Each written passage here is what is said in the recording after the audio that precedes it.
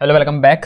तो इस वीडियो में हम बहुत ही इंपॉर्टेंट क्वेश्चन कवर करेंगे जो आईसीएसई के प्रीवियस ईयर में आ चुके हैं। ठीक है, और ये क्वेश्चन वो हैं जो सेक्शन ए के आपके सेक्शन ए के क्वेश्चन नंबर 2 में आते हैं। सब्जेक्टिव टाइप के क्वेश्चन हैं जो ये 1 या 2 मार्क्स में आते हैं। ठीक है, तो उनको हम यहाँ पर कवर करेंगे। मैं बड़े इंपॉर्टेंट क्वेश्चन निकाल करके लेके आ रखा हूँ आप लोगों के लिए, तो बड़े ध्यान से देखना है इनको यहाँ पर। ठीक है, और साथ में हम कॉन्सेप्ट भी समझेंगे, क्वेश्चन को डिटेल में समझेंगे। ठीक है, ऐसा नहीं कि सिर्फ आंसर बताऊँगा, आपको समझाऊंगा भी कि ये आंसर क्यों आ रहा है। ठीक है, तो चलिए वीडियो को शुरू करते हैं।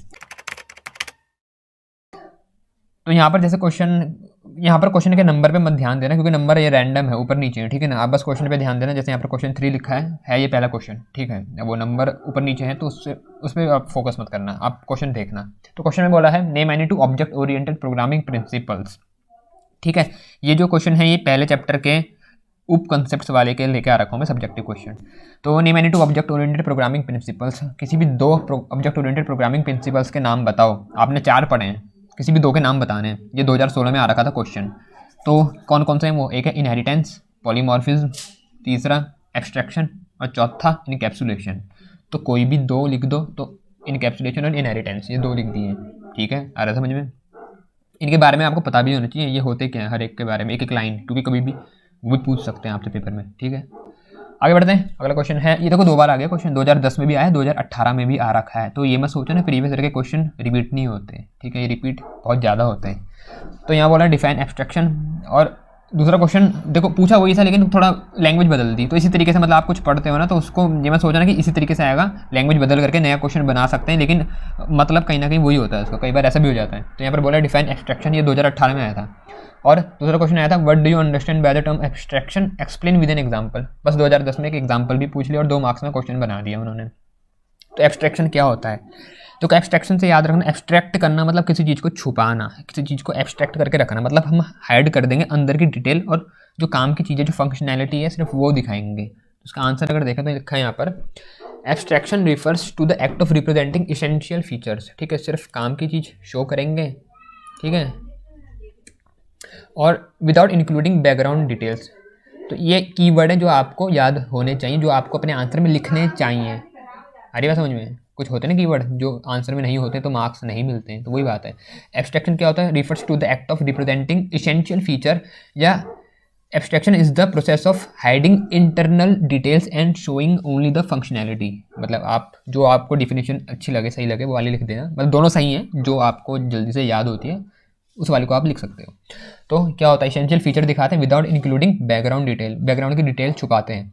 अब यहाँ पर एग्जांपल देगा, जैसे कि एक बिल्डिंग है तो उसको हम एक सिंगल कंपोनेंट, जैसे मान लो हॉस्पिटल है, तो हम उसको अलग अलग कंपोनेंट जैसे सीमेंट, ब्रिक, इन सबको देख, जैसे अगर हम जाते हैं ना कहीं, जैसे कि किसी आप स्कूल में गए, अपने स्कूल में गए, तो आपको स्कूल दिखता है ना पूरा, अंदर की डिटेल, जो अंदर की डिटेल है स्कूल की, कि उसमें कौन सा सीमेंट लगा है, उसमें एसीसी सीमेंट लगा है, उसमें अल्ट्राटेक का लगा है, कौन सा लगा है आपको नहीं पता है, इससे आपको मतलब नहीं है। ठीक है, आपको सिर्फ बाहर की चीज़ दिख रही है, आपको ये नहीं पता कि अंदर जो उसमें चीज़ लगी है, ईंट लगी है, कैसी है, कौन सी कंपनी की है, क्या क्वालिटी है उसकी, ये आपको नहीं पता। तो ये सब चीज़ें आपसे छुपी हुई है, एक तरीके से एब्स्ट्रैक्शन हो रखा है।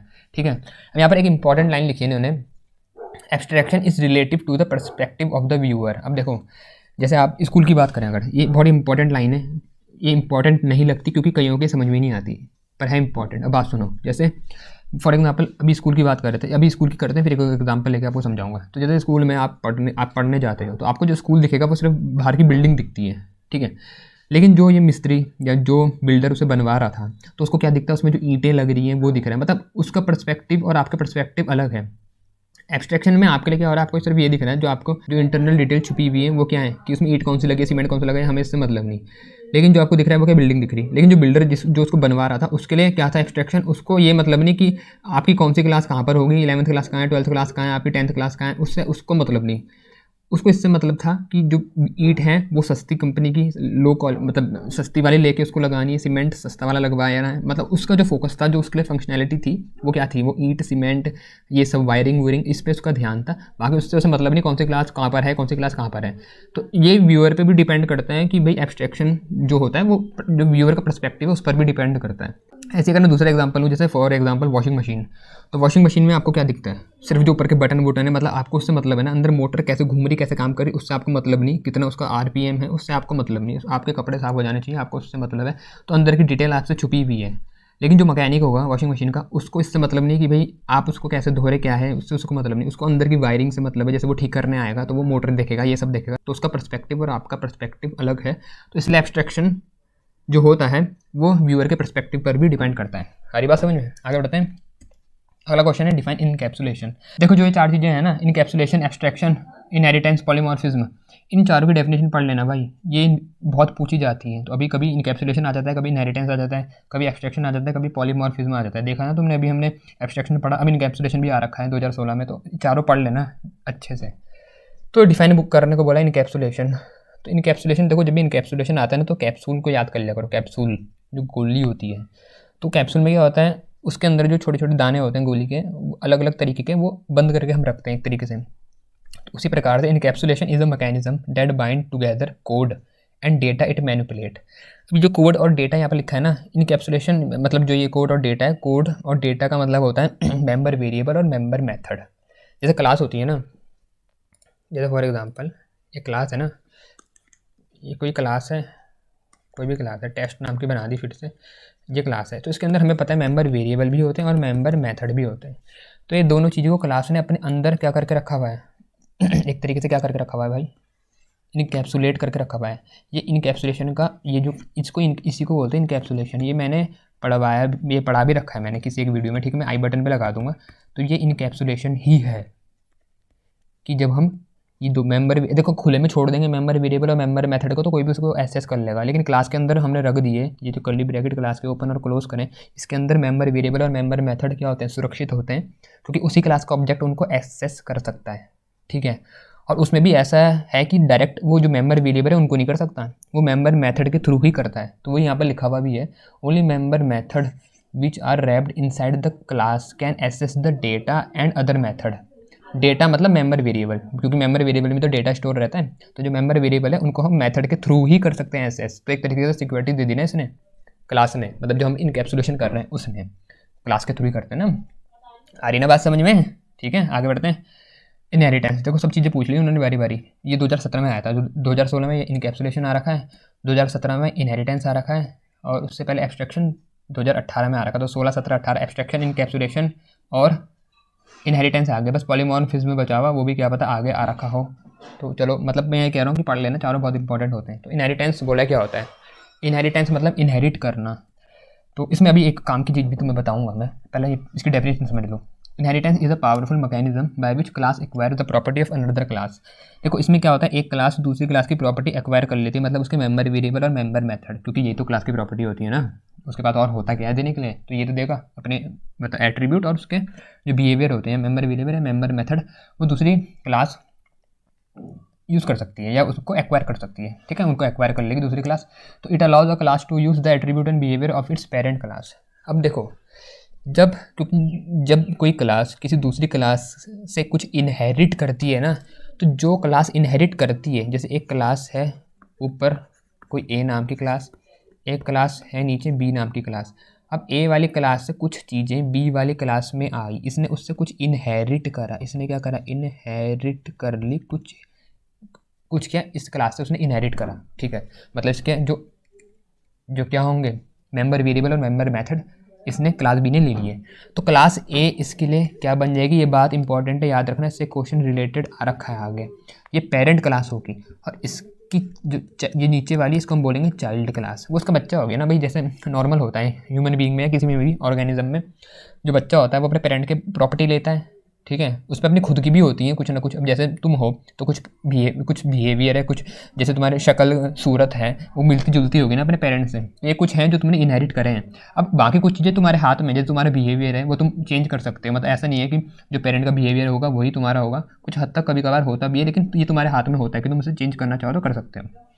वैसी क्लास बी में कुछ चीज़ें, कुछ फीचर, कुछ मेंबर वेरिएबल या मेंबर मेथड अपने खुद के भी हो सकते हैं, लेकिन अगर वो अपनी पेरेंट क्लास से इनहेरिट कर रही है तो उसके भी उसके पास होंगे। तो बिल्कुल रियल वर्ल्ड से कंपेयर करते हुए चला करो, मतलब आसानी से तुम्हें समझ में आएगा, ठीक है।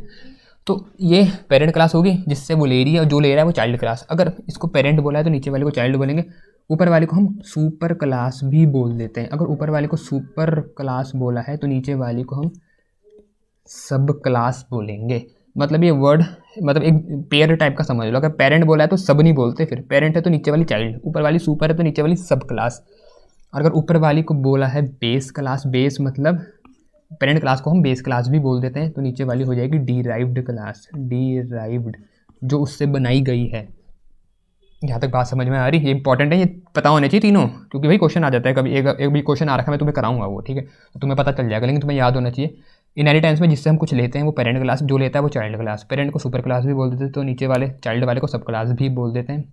और पेरेंट को अगर बेस क्लास बोला तो नीचे वाले को डिराइव्ड क्लास बोलेंगे, ठीक है। तो ठीक है, आगे बढ़ते हैं। ये क्वेश्चन भी हमने देख लिया। अब एक क्वेश्चन है, देखो आगे यही क्वेश्चन था वो, state the Java concept that is implemented through a super class and अ सब क्लास। कि कौन सा ऐसा कॉन्सेप्ट है जिसको हम सुपर क्लास और सब क्लास की मदद से इंप्लीमेंट करते हैं। अगर तुम्हें ये पता ही नहीं होगा सुपर क्लास और सब क्लास होती क्या है तो तुम कैसे बताओगे, ठीक है, लेकिन अब तुम बता सकते हो, ठीक है ना।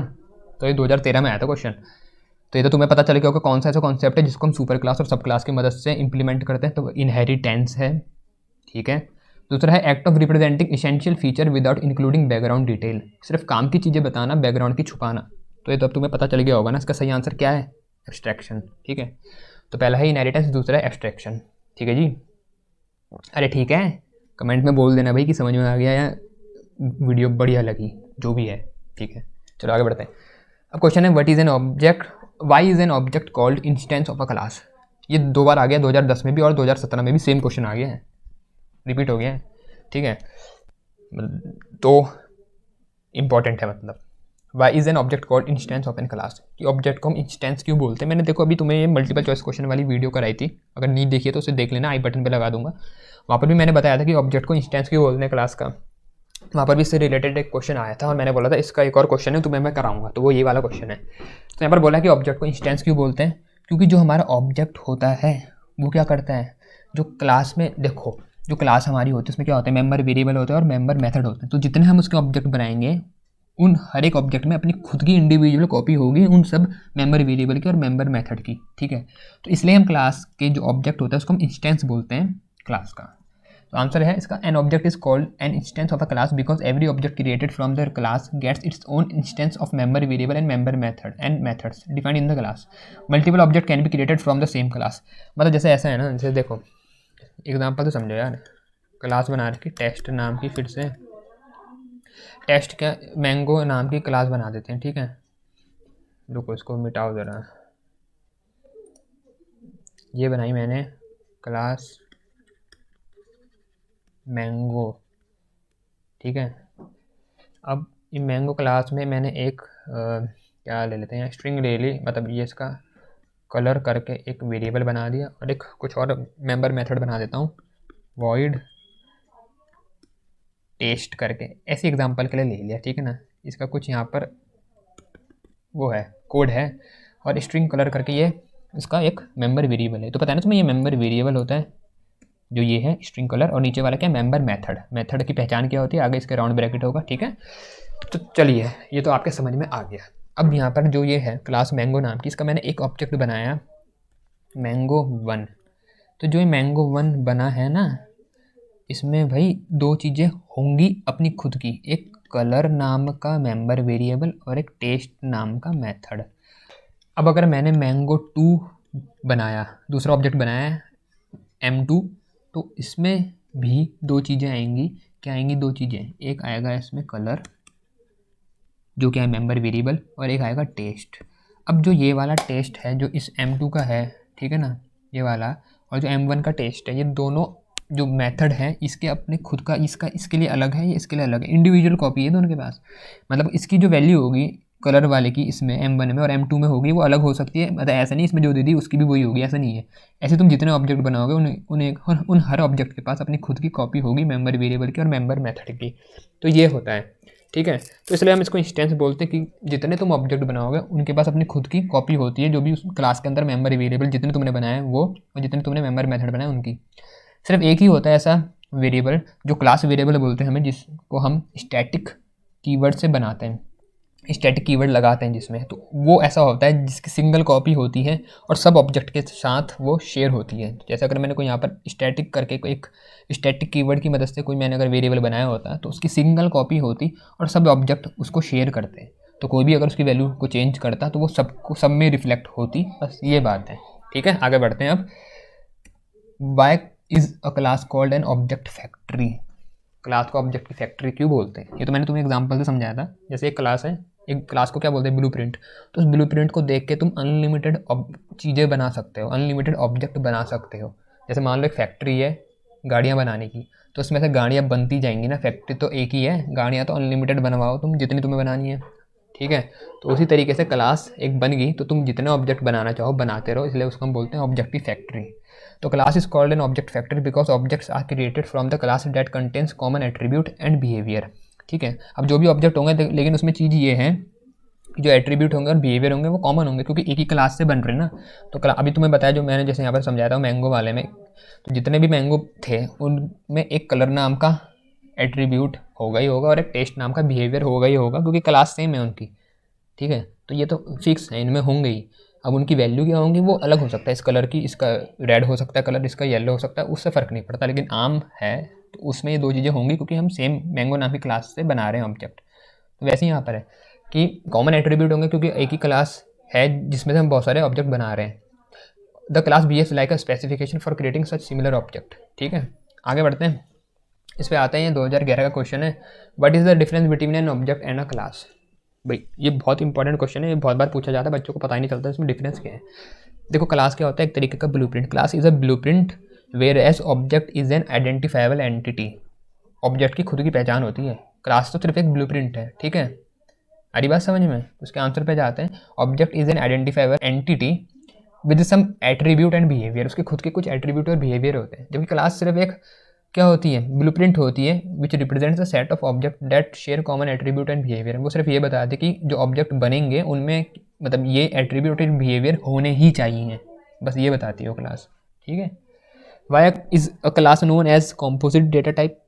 कॉम्पोजिट डेटा टाइप मतलब जो प्रिमिटिव डेटा टाइप को मिला करके बनती है, मतलब उसमें एक से ज़्यादा प्रिमिटिव डेटा टाइप का कॉम्बिनेशन हो सकता है, उसको हम बोलते हैं कॉम्पोजिट डेटा टाइप। तो क्लास को ऐसा क्यों बोलते हैं, तो जो क्लास होती है, जैसे हमने कोई क्लास बनाई तो उसके अंदर जैसे मैंने क्लास बना रखी, कितने भी तुम्हें प्रोग्राम कराए मैंने, तो उसमें मैं क्लास के अंदर एक इंटीजर डेटा टाइप का कोई वेरिएबल भी ले लेता था, मैं स्ट्रिंग डेटा टाइप का वेरिएबल भी ले लेता था, मैं कभी एरे बना देता था, मैं ये सब चीज़ें कुछ भी बना सकते हैं हम उसमें, है ना, बहुत कुछ बना देते थे हम। तो ये सब चीज़ें एक ही क्लास के अंदर हम बना देते हैं। तो क्लास एक ऐसा डेटा टाइप हो गया जिसके अंदर combination of primitive data type है, मतलब बहुत सारे प्रिमिटिव डेटा टाइप हम बना सकते हैं अलग अलग। तो इसलिए हम इसको क्या बोलते हैं, कॉम्पोजिट डेटा टाइप। तो class is composed of member variable which are of different data type. तो क्लास में मेंबर वेरिएबल होते हैं जो अलग अलग डेटा टाइप के हो सकते हैं, इंट का हो सकता है, स्ट्रिंग का हो सकता है, कैरेक्टर का हो सकता है, बुलियन का हो सकता है, फ्लोट, डबल, शॉर्ट, बाइट, किसी का भी हो सकता है। ठीक है, hence a class can be viewed as a composite data type. ये 2009 में क्वेश्चन आ रखा है। आ रही बात समझ में, कोई डाउट है तो कमेंट करके पूछ लेना। But does the class encapsulate. Class किस चीज़ को इनकैप्सुलेट करती है, देखो इनकैप्सुलेशन तो हम देखो अब घुमा के क्वेश्चन दे दिया। जिस बच्चे ने ये पढ़ा है कि इनकैप्सुलेशन क्या होता है तो वो इसका आंसर वो भी दे सकता है, लेकिन क्वेश्चन घुमा दे कि क्लास किसको करते हैं इनकैप्सुलेट। एक बार पूछा था इनकैप्सुलेशन की डेफिनेशन, अब पूछा वही है लेकिन बस घुमा करके पूछ लिया कि what does the class encapsulate, कि किस चीज़ को इनकैप्सुलेट करती है। तो किसको करती है, दो चीज़ें होती हैं जिनको वो इनकैप्सुलेट करती है, क्या, मेंबर वेरिएबल और मेंबर मेथड। ठीक है, class encapsulate member variable and member methods. ठीक है, ये दो चीज़ें क्लास के अंदर होती हैं। आ रही ना बात समझ में। तो ये आखिरी क्वेश्चन था इस वीडियो का। ठीक है, तो इसमें हमने बहुत सारे इंपॉर्टेंट सब्जेक्टिव क्वेश्चन कवर कर लिए हैं, ये एग्जाम पॉइंट ऑफ व्यू से बहुत इंपॉर्टेंट है, तो इनकी अच्छे से प्रैक्टिस कर लेना। फिर भी कोई डाउट रहता है तो मुझसे आप पूछ सकते हैं कमेंट करके। इस वीडियो में इतना ही था। वीडियो अच्छी लगी तो लाइक कर देना, चैनल पर नए हो तो सब्सक्राइब भी कर लेना, अपने दोस्तों के साथ ज़रूर शेयर कर देना, और जल्दी मिलते हैं अगली वीडियो में। Thanks for watching my video.